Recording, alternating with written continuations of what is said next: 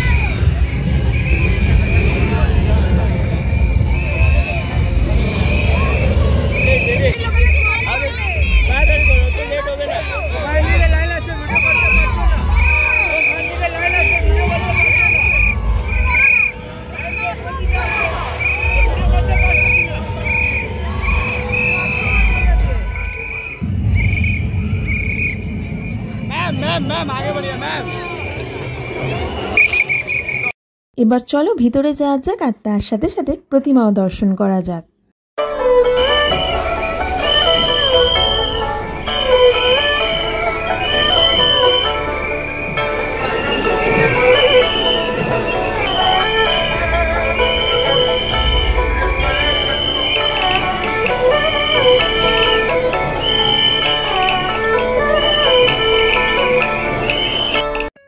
ভালোই প্রতিমা দর্শন করে আমরা বেরিয়ে আসতে পারলাম। যা গরম পড়েছে, সেটা আর বলার কথা নয়।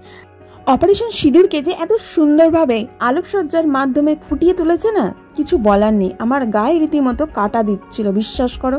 লেবুতলা পার্ক থেকে আবার চলে এলাম শিয়ালদা স্টেশনের বাইরে, কারণ এত ঘেমেছি, একটু ঠান্ডা লস্যির দরকার। আর শিয়ালদা স্টেশনে আসলে আমি এখান থেকে লস্যি খাওয়াটা প্রেফার করি। তোমরা কারা কারা খেয়েছো জানিও তো। লস্যি খাওয়ার পর চলে গেলাম আমাদের পরবর্তী গন্তব্যের উদ্দেশ্যে, আর সেটা পায়ে হেঁটে মাত্র কিছু মিনিটের পথ। শিয়ালদা স্টেশনের পাশে শিয়ালদা পার্কে এবার এই ঠাকুরটা দেখলাম। আগে এইখানটা খুব বড় করে পুজো হতো, বাট ইদানিং প্যান্ডেলটা অনেকটাই ছোট করে দিয়েছে। এটা হচ্ছে দূর থেকে প্যান্ডেলটা দর্শন করিয়ে দিলাম। তো চলো এবার আস্তে আস্তে ভিতরের দিকে যাওয়া যাক। প্রায় অনেকটা ঘুর পথ ধরেই আমাদের যেতে হবে।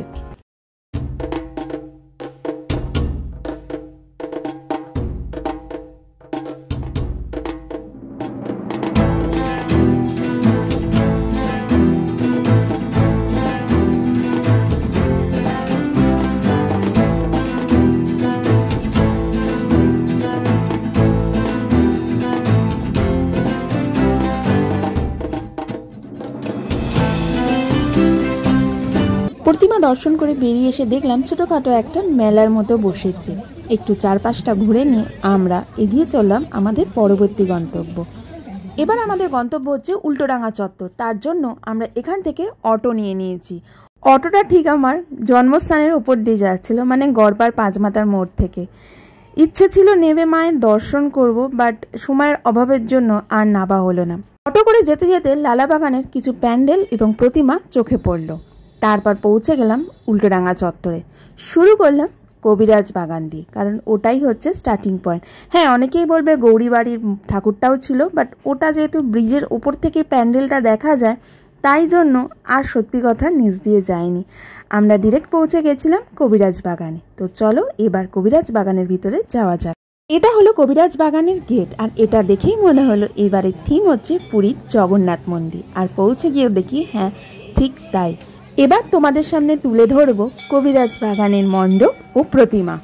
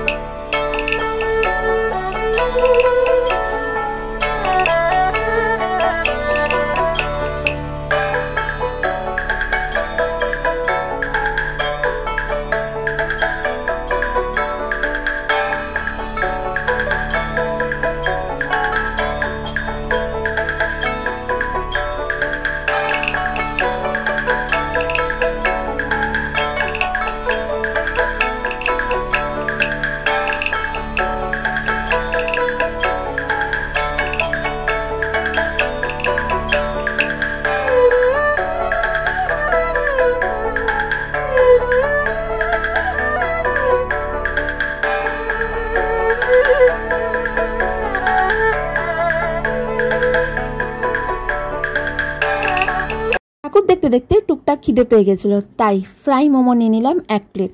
মোমোটা দুর্দান্ত ছিল, বাট স্যুপটা একদমই বাজে ছিল। মোমো খেয়ে এবার এগিয়ে চললাম উল্টোডাঙ্গা যুবকবৃন্দর দিকে। চলো তোমাদের সামনে তুলে ধরি তাদের মণ্ডপ এবং তাদের প্রতিমা।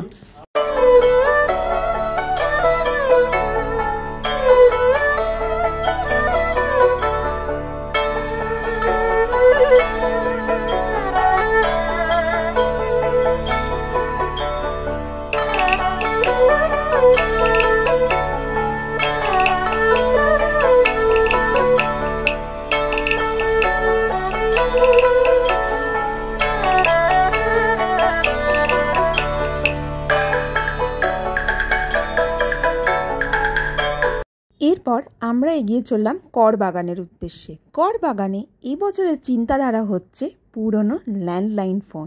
আমার ছোটোবেলায় তো মোবাইল ফোন ছিল না, তখন ল্যান্ডলাইনই ছিল এক রকমের ভরসা। প্রেম, ভালোবাসা, বন্ধুত্ব সব কিছুই হতো এই ল্যান্ডলাইনে। এসটিডি বুথে দাঁড়িয়ে ঘন্টার পর ঘন্টা ফোনে চলতো প্রেমালাপ।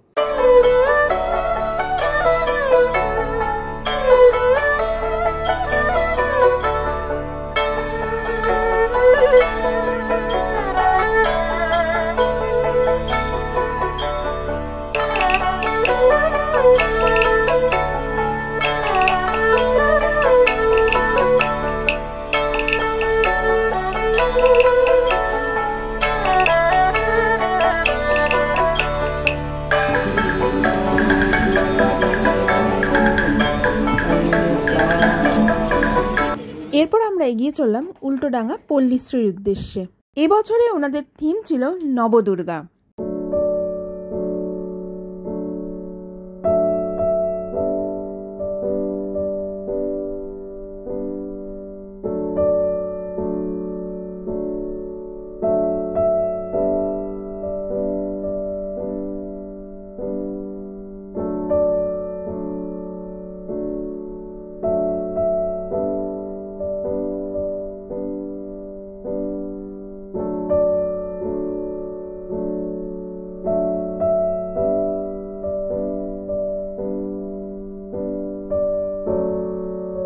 এরপর আমরা পায়ে হেঁটে পৌঁছে গেলাম তেলেঙ্গা বাগানে।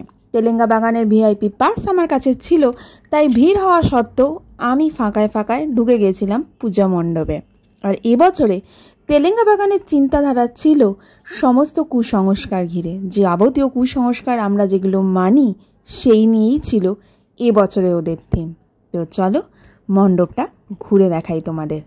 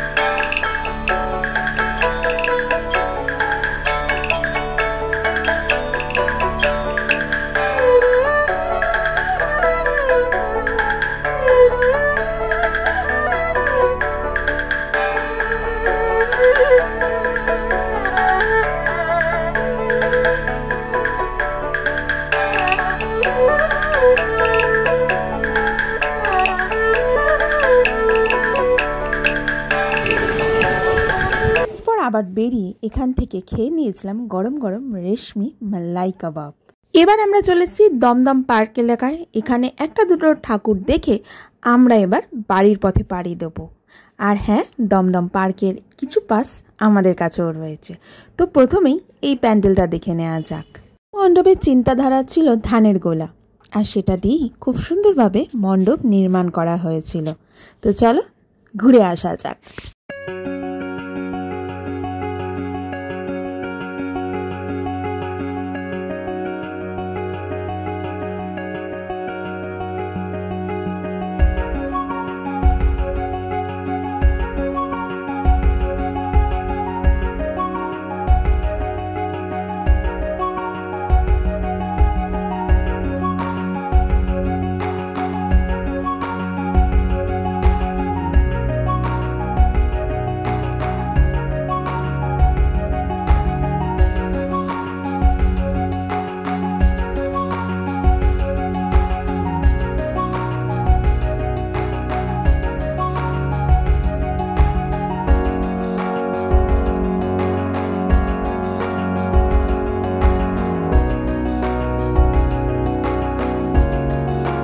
এবারে আবারও পালা কিছু পেটে ঢোকানোর, তাই দাঁড়িয়ে পড়লাম এইখানে আর খেয়ে নিলাম এক প্লেট পাপড়ি চাট। দেখতে যেরকম ভালো লাগছে টেস্টটাও কিন্তু ভালো ছিল। এরপরে আমরা গেলাম দমদম তরুণ দলে। ওখানেও ভিআইপি পাস আমাদের ছিল, কিন্তু ভিআইপি পাসে এত লম্বা লাইন এর আগে আমি তো কোথাও দেখিনি। মনে হচ্ছিল জেনারেল যেন এর চেয়ে অনেক কম লাইন। লাইনে দাঁড়িয়ে ঠাকুর দেখতে আমাদের প্রায় 20-25 মিনিট মতো লেগেছিল। তো চলো এবার তোমাদের সামনে তুলে ধরা যাক তরুণ দলের প্রতিমা এবং মণ্ডপসজ্জা।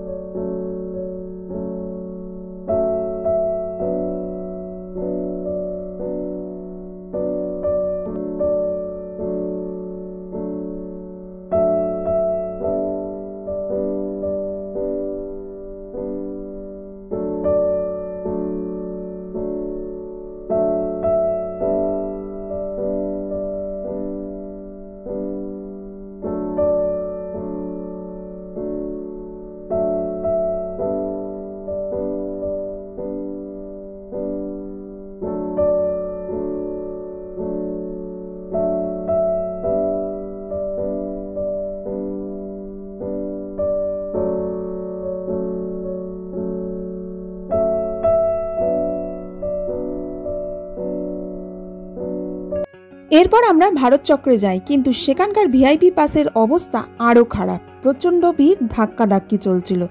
তাই আজকের মতো পুজো পরিক্রমা এখানেই শেষ করলাম, তারপর বাড়ি ফিরে আসলাম। তো এই ব্লগটা আজ এই অবধি। কেমন লাগছে তোমাদের আমার ভিডিও অতি অবশ্যই কমেন্টে জানিও। খুব তাড়াতাড়ি দেখা হচ্ছে নতুন কোনো ভিডিও নিয়ে। Till then take care, tata.